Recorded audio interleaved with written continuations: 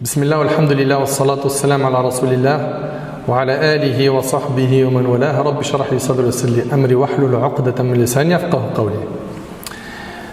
Si on fait cette vidéo aujourd'hui, c'est pour clarifier une situation, un fléau qui commence à prendre de l'ampleur et surtout qui se normalise sur les réseaux sociaux. Et mon rappel va tourner autour du fait d'afficher les gens sur les réseaux sociaux. J'aimerais qu'on réfléchisse sur où est-ce que ça amène d'afficher les erreurs des gens sur le net. Alors ces derniers temps, sur TikTok et d'autres réseaux, certains attrapent des personnes qui font des péchés. Entre autres, il y a eu une vague sur nos sœurs, des sœurs musulmanes voilées, qui faisaient n'importe quoi avec leur hijab. Et on ne peut pas cautionner ce qu'elles ont fait. Parce qu'elles faisaient des vidéos où elles mettaient de la musique, elles dansent, puis parfois c'était avec une cigarette, ça fume. Et malheureusement, après beaucoup de rappels, on a plein de sœurs qui ont continué comme si de rien n'était. Et j'implore Allah Tabarak wa Ta'ala de guider ces personnes qui se sont reconnues, entre autres ici nos sœurs. J'implore Allah Subhanahu wa Ta'ala de leur accorder une bonne compréhension de la religion, parce que ce que nos sœurs oublient, c'est que le voile, c'est pas un tissu seulement, c'est un ensemble, c'est une pudeur qui est, écoutez attentivement s'il vous plaît, visible par le code vestimentaire, mais aussi par le comportement. Nous, quand on vient blâmer un acte blâmable, on juge l'acte, pas la personne. C'est-à-dire, on ne dit pas que la personne elle va aller au paradis ou en enfer. Ça ne nous appartient pas. Mais on a le droit de juger ton acte et dire ce que tu fais, c'est haram.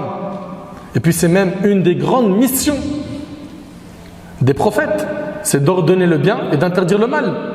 Ils avaient comme rôle d'être bashir ou nadir, annonciateur de bonnes nouvelles et avertisseur d'un châtiment.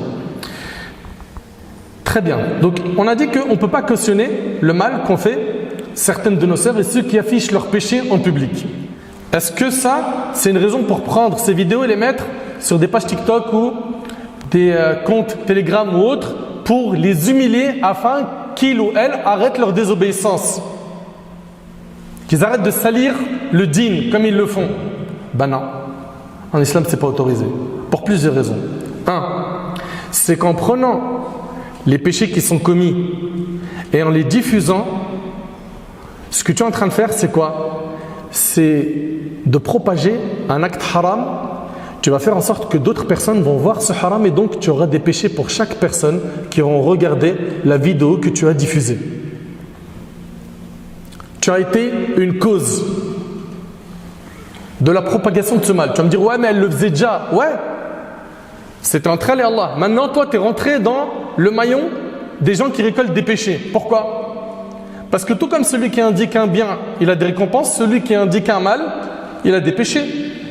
Quelqu'un qui est en train de, comme ça l'image elle est bien claire, commettre la fornication, c'est haram, ça c'est clair, n'est-ce pas?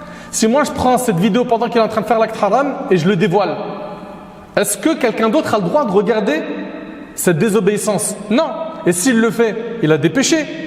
Qui? Celui qui a regardé, mais celui également qui l'a mis sur son compte Telegram, sur TikTok, sur Insta ou sur Snap ou autre. Vous suivez? Donc qu'est-ce qui se passe? En fait, tu te retrouves à récolter des péchés. Tu n'as pas le droit de propager un acte haram. C'est interdit en islam. Si tu n'es pas convaincu, va demander aux savants. Et comprenez qu'on est régi dans notre religion par des règles. Et que pour ordonner le convenable, interdire le blâmable, il y a des codes, des règles. On ne fait pas ça comme on veut. Comme l'ont dit les pieux prédécesseurs, combien de personnes veulent faire le bien mais ils ne l'atteignent pas. Et comme a dit l'imam Malik, ne réformera les derniers de cette communauté que ce qui a réformé les premiers de cette communauté, à savoir le Coran et la Sunna. Tu veux corriger quelque chose, tu reviens au dîn, si tu es musulman. Si tu n'es pas musulman, je comprends que voilà, tu ne te sens pas concerné. Mais toi tu es musulman. À partir du moment où tu es musulman, tu n'as pas le droit de faire comme toi tu veux. Tu dois te renseigner. Deuxièmement, tu fais de la pub pour le haram. Imaginons que cette sœur elle est en train de danser sur un clip. qu'un tel il ne le connaissait pas, puis après il se retrouve à l'écouter, et lui-même après il commence à le partager. Tu as fait de la pub pour le haram. Mais quand on n'a pas de clairvoyance, quand on n'a pas de science religieuse, on fait des choses sans penser aux conséquences de l'acte. D'où l'importance de toujours se renseigner avant de faire quelque chose. Vous suivez? Donc il y a déjà ici pas mal de problèmes. Un, c'est que tu as propagé toi du haram. Mais non, mais la sœur elle s'affichait déjà. Ouais, mais en faisant toi maintenant ce copier-coller et en l'affichant chez toi, tu es rentré dans le maillon de ceux qui récoltent des péchés. Vous suivez? Deux, tu fais de la pub pour le haram. Notre responsabilité à nous, quand on ordonne le bien et on interdit le mal, c'est de blâmer le blâmable, de le désigner, puis après, si ça ne marche pas, en ayant eu un discours direct sur le fléau en lui-même, on s'adresse aux parents, on sensibilise ceux qui ont une autorité sur cette personne désobéissante. Et c'est à eux de faire leur travail. Vous suivez? Et si jamais, avec ça, le mal continue à se propager, sache que toi, tu as un périmètre qui a été fixé par le dîn, c'est celui-là. Tu ne peux pas aller plus loin. Tu ne peux pas aller plus loin.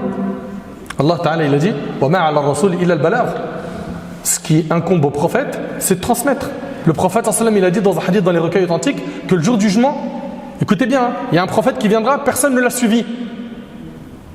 Personne ne l'a suivi. Donc on voit ici quoi? Qu'il a fait le nécessaire pour que les gens soient bien guidés, mais les gens n'ont pas répondu à l'appel de ce prophète. Est-ce que ce prophète il sera puni, sanctionné par Allah parce que personne ne l'a suivi? Non. Non. Sa responsabilité se limite à quoi? À transmettre. Sa responsabilité au prophète, c'est transmettre, pas changer le cœur des gens. Le prophète, alayhi salatu wassalam, Allah lui a dit « Innaka la tahdi man ahbabt, walakin Allah yahdi man yasha » Tu ne guides pas les gens que tu aimes, mais Allah guide qui il veut. Si le prophète sallam guidait qui il aimait, il aurait guidé son oncle Abu Talib. Il serait mort musulman. Donc l'histoire de nous dire « Ouais mais à la fin, vous faites da'wa, les imams ils font da'wa, mais il n'y a pas de résultat. » On n'a pas d'obligation de résultat. Et puis c'est pas en venant humilier des personnes qui certes, ils se sont hachem, ils ont fait n'importe quoi et ils nous font honte, faut le dire. C'est pas en faisant ça qu'on va changer le mal. Et puis sans compter que, vous imaginez cette personne elle se repent et que la vidéo elle continue à tourner. Elle se repent, elle se marie, elle a des enfants et la vidéo elle tourne partout. Comment tu freines l'hémorragie maintenant? Donc comprenez, barakallahu fikoum, qu'on n'a pas le droit d'agir concernant al-amr bil ma'ruf wa nahy anil munkar, ordonner le bien et interdire le mal, sans connaître les règles. À partir du moment où tu es musulman, tu es régi par des règles. Tu ne fais pas comme bon te semble. Et pour finir, ce fléau-là qu'on a entendu dernièrement, qui a touché certaines personnes qui affichent leur désobéissance, et là entre autres on avait nos sœurs voilées, demain il est possible que ce fléau se retrouve sur une autre catégorie de personnes, des frères qui font n'importe quoi. Craignez Allah et arrêtez-vous. Et remerciez Allah d'avoir entendu cette vidéo pour connaître les règles fixées par le dîn sur ce sujet. Ok? Tu veux faire cesser un mal, tu veux mettre de l'ordre là où il y a le désordre. Tu es musulman, il y a des règles. À partir du moment où tu es musulman, il y a des règles. Maintenant, si tu me dis non, mais ces règles-là ne me conviennent pas, ne me plaisent pas, attention, à partir du moment où tu es musulman, toi, tu n'as pas le choix. Tu ne peux pas me dire je suis musulman, mais je sélectionne dans la religion. Et n'oublie pas que propager une vidéo où il y a une désobéissance, tu deviens un maillon qui récolte des péchés autant que la personne qui a mis cette vidéo en ligne. Enfin, j'implore Allah tabaraka wa ta'ala de m'accorder ainsi qu'à vous la sagesse. J'implore Allah tabaraka wa ta'ala de nous pardonner nos manquements.